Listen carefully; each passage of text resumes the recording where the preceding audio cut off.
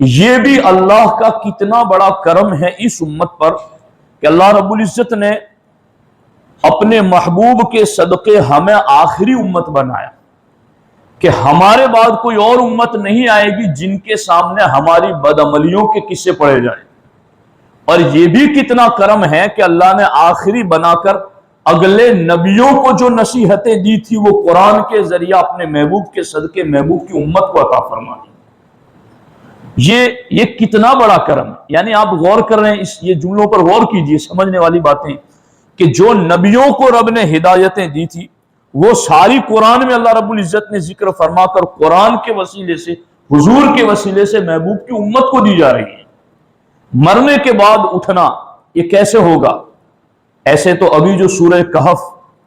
ہر جمعہ کو اہل سنت کی مساجد میں پڑھا جاتا ہے، آپ پڑھتے ہیں اس کو، کاش کہ ہمیں اس کو سمجھنا بھی میسر آ جائے کہ اس میں کیا بات ہو رہی ہے۔ وَلَبِثُوا فِي كَهْفِهِمْ 300 سِنِينَ وَازْدَادُوا 9 کہ اصحاب کہف غار میں 309 سال تک سوتے رہے، 309 سال تک،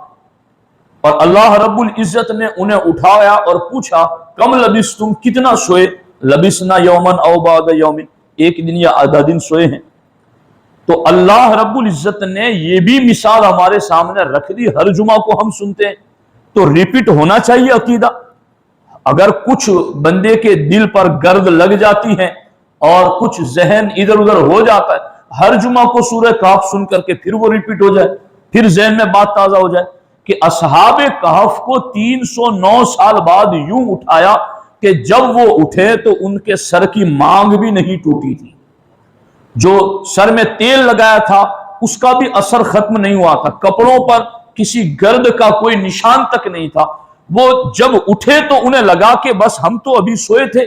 صبح سوئے تھے، شام کو اٹھ گئے، ایک دن یا آدھا دن ہم سوئے ہیں، اس سے زیادہ تو نہیں سوئے ہیں۔ قرآن کی یہ آیتیں کیا ہمیں یہ پیغام نہیں دیتی کہ 309 سال بعد انہیں اٹھایا گیا؟ اور اس کی تفسیر بھی آپ پڑھ کر دیکھ لیجئے کہ اصحاب کہف کو اٹھائے جانے کے پیچھے حکمت کیا تھی۔ جو اسلامی بادشاہ عیسائی مذہب پر اس وقت جو تھا تو وہ بہت مذہبی تھا، اور اس وقت عیسیٰ علیہ السلام کی قوم میں یہی بات رائج ہو گئی تھی کہ مرنے کے بعد کچھ اٹھنا نہیں ہے، بس یہ تو اساطیر الاولین، یہ لوگوں کے قصے کہانیاں ہیں، باقی کچھ اٹھنا نہیں۔ تو وہ بادشاہ بہت نیک دل تھا،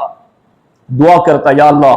کوئی ایسی مثال دکھا دے کہ لوگوں کا یقین مضبوط ہو جائے مرنے کے بعد اٹھنے پر، یا اللہ کچھ دکھا دے، یا اللہ کچھ دکھا دے۔ وہ دعائیں کرتے رہے